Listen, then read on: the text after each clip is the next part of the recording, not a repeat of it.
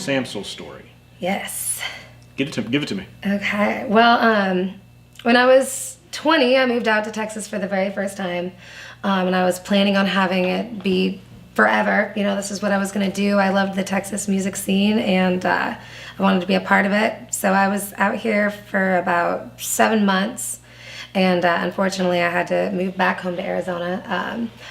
Actually found out that I had a brain tumor, and Whoa. it was on my pituitary gland, and it was causing all of these side effects and just this craziness in my life that I was a very healthy child growing up. I mean, I didn't really go to the doctor a lot. I got the flu maybe like once every couple of years.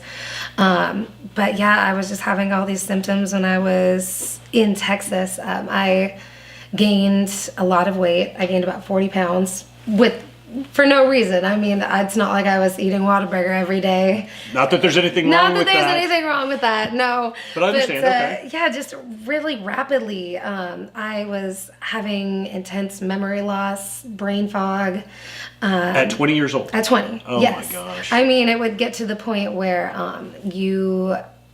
and I still have this sometimes, but I'd be right in the middle of talking to you. We would be having a conversation like this, and I would forget what we were talking about. I couldn't form sentences. It was really weird and strange, and I just chalked it up to, okay, well, something's going on. I must be tired or something. I need to exercise more, but nothing was really helping it. I would get carpal tunnel in my hands. It would go down to my legs sometimes, and have these crazy spasms that made it really difficult to play the guitar. Just a whole bunch of random weird things. And so I was just blowing it off because I figured that it would eventually go away. And my mom forced me to go to the doctor. How long are we talking here? Like 2 months or like 7 months? So how stubborn are you? That is my question. So I started having these symptoms when I was in Texas, and this was in 2014.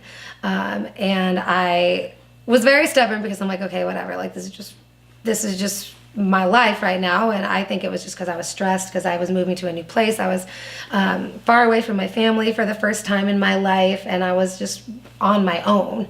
And I'm like, okay, this is just my body reacting to this new change in my life. And I went home and visited for Christmas, and my mom, it was the first time that my mom had seen me in a while, and she's like, something's not right with you. Like, you need to go get this figured out. And so I was like, yeah, and I was there for a couple of weeks, and finally I was like, all right, I will. And so my doctor, hometown doctor that I had known for a long time, I told him what was going on, and he ordered a brain scan.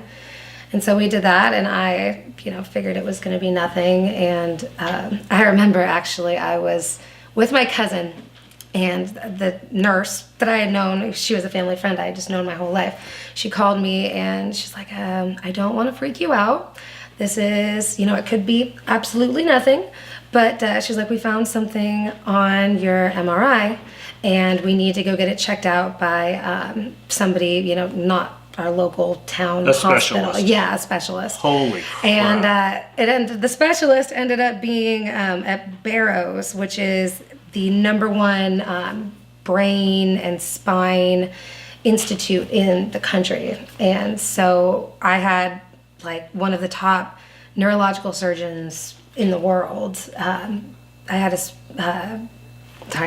a consultation with him. I had another MRI with him beforehand that he ordered. And then I had a consultation with him, and he told me that there was a pituitary tumor that they had found, which was causing all of my symptoms and all my problems, and that they needed to be operated on immediately.